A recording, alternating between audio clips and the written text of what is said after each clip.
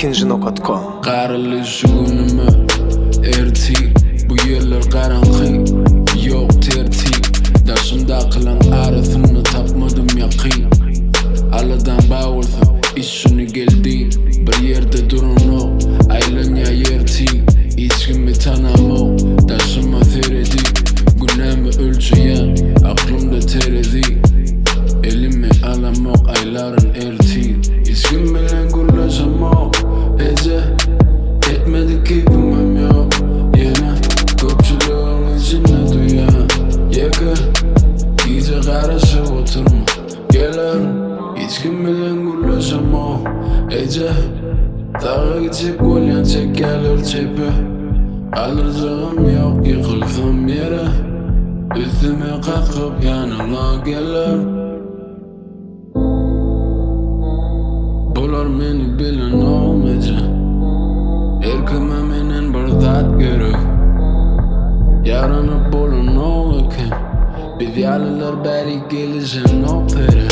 Dinlesen söyyaneceğin necip yağdayım da, hiç kim haber tutmadım yağdayımdan.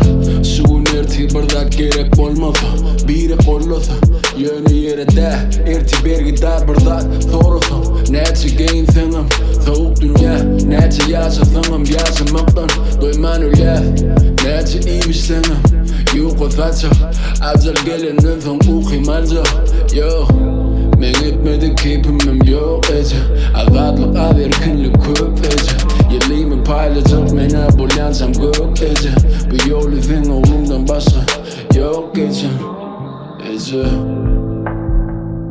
Hiç kim beni söyleyen olmayacak, hiç kim beni gören olmayacak.